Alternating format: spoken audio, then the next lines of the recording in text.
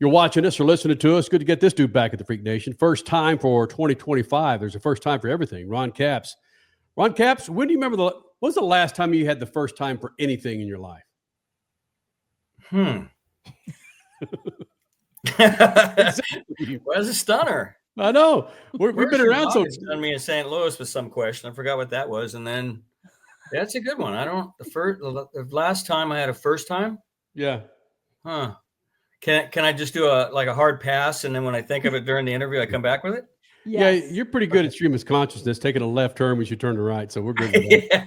Yeah. Ron Capps. Well, that's not a first. Funny car champion, driver, team owner joining us here in the Freak Nation. You got a big event coming up Thursday, Friday, and Saturday in Bradenton, Florida. But before we get into that, we noticed that you have this sweatshirt on that some people from the dirt community know exactly who this guy is, but the majority of people have no idea who this guy is. And why are you wearing that sweatshirt?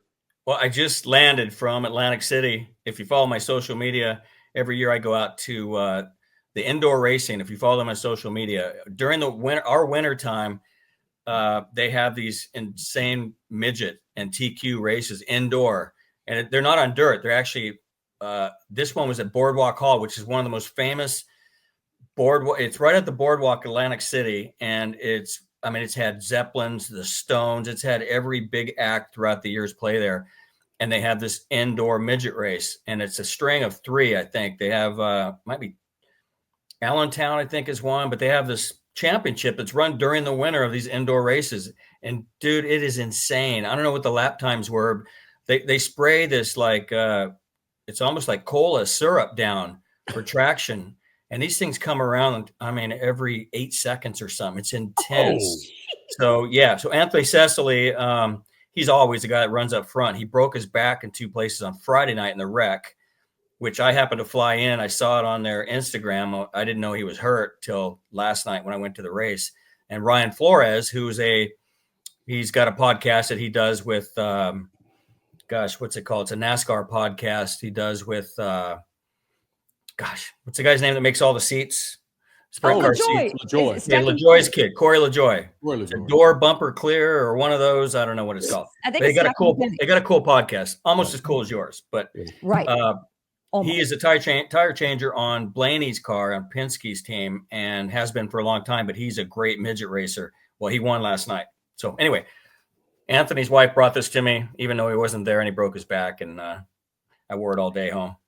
Well, hold on a second. The respect that you get, you are a funny car champion. You've been in drag racing for an extremely long time and very successful at it, but you dip your toe into dirt racing, midget racing, pavement racing, in other types, and you have such a respect by all the drivers in those series, and that's been going on for a while too, I would imagine. Yeah, that's cool. It's weird to go there as a drag racer and have all these fans that showed up, and they have a fan fest at 5 o'clock before the racing starts.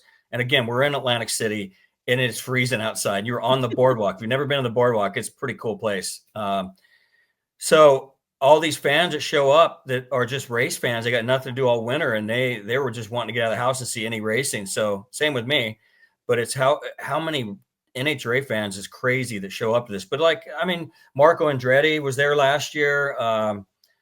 There's all kinds of people that show up at these things, especially the one there in Atlantic City. So it is cool. And they've tried to get me to run these cars, but listen, I know it's fun to go dirt racing. It was fun to do SRX and the Prelude to the Dream, and I can kind of hold my own and not make a huge fool of myself. But these guys, I would be in the way in like 3 laps. It's so close and so quick. You'd have to see it. So when we hang up, go to Indoor Racing and go watch some of the clips on their social media, and you will see how quick these cars are, and it's intense. Did you say every 8 seconds they're coming by you? I think it was like 8-second laps. It's crazy. Guys are black. And there's I don't know how many start, like 30 something of these things. These midgets start the race, and then they have these other cars called slingshots. They look like small dirt modifieds, but they're all it's on concrete. It's an indoor arena. They have a hockey team that plays there, so it's an indoor concrete. Whoa. And so it's awesome. All right, Ron, coming up this weekend, as I said, Thursday, Friday, and Saturday, of course, taking the time off for the Super Bowl. PRO Superstar Shootout returns to Bradenton. And would you say that this is your clash, comparatively speaking, with the NHRA and NASCAR? Yeah, that's a great point. Right. You know what? You asked me a minute ago, what was the first time? See, You coming up with something that brilliant might be the first time of something for me. Rondo. Brilliant. Market Kenny, you hit it on the head. How are you doing, Crash? No, I'm going to answer it better than that. Your first time was last year at the Skag Pro Shootout. That was the first time you ever did the Skag Pro Shootout. Yeah, I'm still bitter about it though. We went there to test like we are this year. I fly tomorrow, and Guido just landed there. The team's driving there from Indy. Most teams are, and we test every year, right? We used to test at West Palm Beach. We used to test at Phoenix, preseason testing. We just want to open something up for the fans at the end of our testing. And we did it last year. And lo and behold, as soon as we announced it, that the pro team owners, were going to put this on for the fans, we didn't want to get into the business of putting races and promoting races. Chad Head, there was a lot of groundwork that Michelle with Pro, all these people did behind the scenes. We had sponsors jump in, and it was the largest payout in the history of drag racing. Definitely of any NHRA race. Like, these sponsors are ones that are on all of our teams, different teams, you name it, like Callie's crankshafts and Bonafani clutch disc and comp cams and just all these stickers that you see on all these pro cars, right? It may not be the Napa or the Toyota, but these stickers you see on John Force's and ours and Antron's car, they mean a lot to us, right? It's a lot of times the parts and the help that they give are as big as some of these big sponsors. With that being said, all of a sudden, these partners of all these teams, didn't matter who, jumped on board this thing, and it was a huge payout. All of a sudden, we're looking at an intense amount of money. Then we came up with an idea for a chip draw. Then we came up with an idea if you didn't make the top 8, then it was Dragster versus Funny Car eliminations, a separate race, which was cool. So we had all this stuff that, you guys have always asked me and Selzy, whenever we're talking, even off the air, like, if you could run NHRA for a day, what are some of the things you'd try? Or what are some of the things you think the fans might like? And we just got around as a group with Pro, and we're like, let's try all this stuff we think. Let's do one day of eliminations and do a whole day. And guess what? NHRA, they saw what we did. And the Richmond, Virginia race last year, they implemented that. We had a 2-day race. We had all the qualifying on Saturday, and we ran on Sunday. So a lot of cool stuff. And we're doing it again. There's a few more surprises, but we test all week.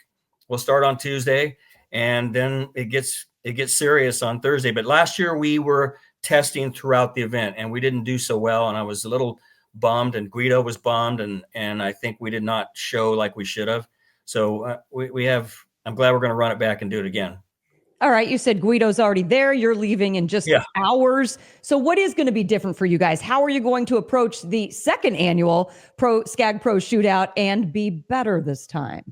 Yeah. Well, so Flo is going to put it on. They did it last year. We have Mike Dunn is making his grand appearance back as a commentator in drag racing. Yeah. I think Jamie Howe, Tommy Johnson Jr. So it's going to be a really cool on-air thing. And Flo is one of my favorite apps. I'm on it. Like we always talk, I watch dirt racing when I'm traveling, when I'm a weekend racing. So Flo is going to do it again. And that gives us the latitude to try some cool things that you just can't do at an NHRA race, or you're not allowed to do, or you can't do on the Fox show or NHRA. So different camera views and in-car and really cool views. So we're going to test up until Wednesday.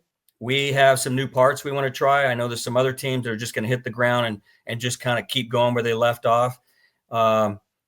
We don't luckily have to do that. Last year we had brand new clutch discs, and Guido wanted to try this whole combination, and it bit us as far as trying to win all that money, but we learned a lot. So a lot of things, different teams are doing different things. I feel like our Governor Newsom right now. I hate when he does that. He's talking and he's always using his arms. Guy drives me crazy. I'm going to stop doing. I'm going to sit on my hands here for a minute. So, we just, I think Guido we left Pomona with a hot rod, man. It was hauling the mail and it ran good. And I think we're just going to kind of try a few things small, but I think he's feeling pretty good about the combination. Okay. Before we get to what's it going to take to kick off Austin Prock this year, you just mentioned how you're trying new things at the Skag Pro Shootout. some things that maybe TV can't do on Fox. What are some of those things? Because cameras, little tiny lipstick cameras, have been around forever, but the technology behind them has only grown, whether it's a GoPro or an Insta360. So what are you guys going to be able to do? What can we see when we tune in on Flow? See, I never get off your show without wondering if I'm going to be in trouble for something. It never fails. We get somewhere and I say something that I get somebody mad at me somewhere. I'm going to do it again right now. You ready? It's a teaser. It's okay. No, it's not. Let him talk, Crash. Yeah, it's always you, Crash, by the way. It always stirs it up. Anyhow, we've gone rounds with NHRA, Ned Walliser and some of the people in NHRA. A few years ago, I wanted to start wearing these, what became the visor cam, but they were already doing it in NASCAR. Heck, Supercross. This was my argument to NHRA. I'm like, Supercross guys are wearing GoPros on their helmets and flying 45 feet through the air with a live feed GoPro on their helmets on the TV show. And so NHRA was really, and I understand the safety stuff and I get what they have to do, but it was this just back and forth argument because every funny car shot, every in car that our fans have watched for the last 20 years has been that same shot looking up, and all you see is steering wheel and a little bit of somebody's helmet, and it's this and clutch dust, and then that's it. And then the car, it's Wilkerson and me and whoever had it, right? It's the same shot. It's gotten so stale. So when they finally said yes to the visor cam, I wore it. JR Todd wore it. But anytime we want to try something different, show the fans something cool, I have to wait until we're testing on a Monday or do something else. So that last year we did some pretty cool things with a wheelie bar and the way we mounted it, and crew guys where we got them real close and just trying to get the fans some cool views that aren't the same old thing. So I won't tell you, you got to tune in, but we got a couple of them that I've been working on with Cass, who does my social media, and she does all the camera work.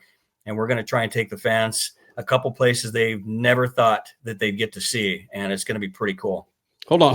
Yes. Ron Capps. We don't want people to see things that they necessarily don't want to see from 25 years ago with Ron Capps, right?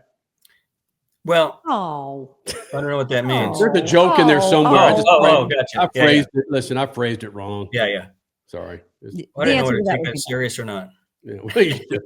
No, but here's a cam. Here's a cam. And we can go back to an old interview that we had with you maybe 2 years ago, because I think clutch dust was a topic at one point, and talking about, okay, let's bring back dirt racing. And somehow we got on the topic on this show of who has the worst boogers. Is it clutch dust boogers or dirt track boogers? And you said, oh yeah, you blew one in your helmet going down the drag strip runs. That was just like, amazing. Well, I did it, the prelude, the first time my dad flew out with me, like maybe the third prelude I did. And I mean, it was a bumpy night.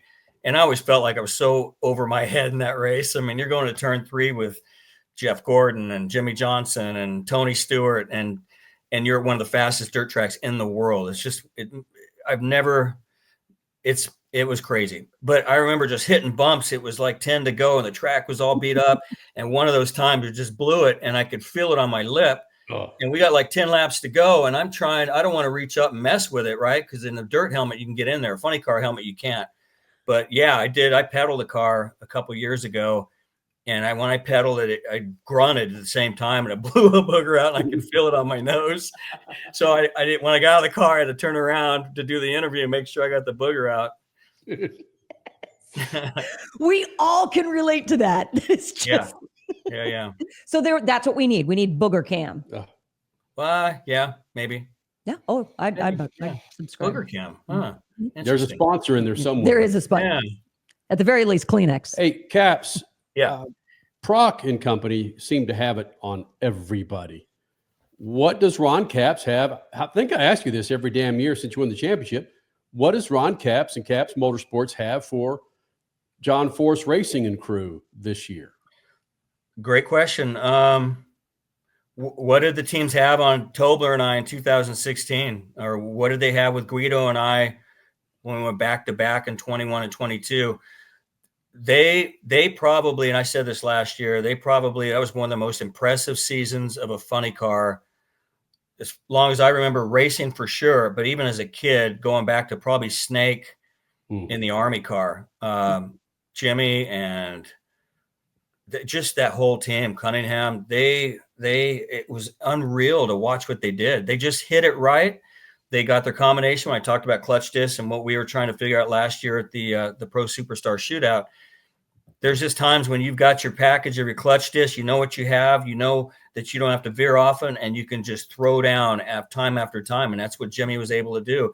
And Austin, I said it early in the season, I was pretty bummed that we didn't have our normal car to battle them. I think a lot of teams, nobody put any pressure on them, and you have to have that pressure before you even roll up to do the burnout.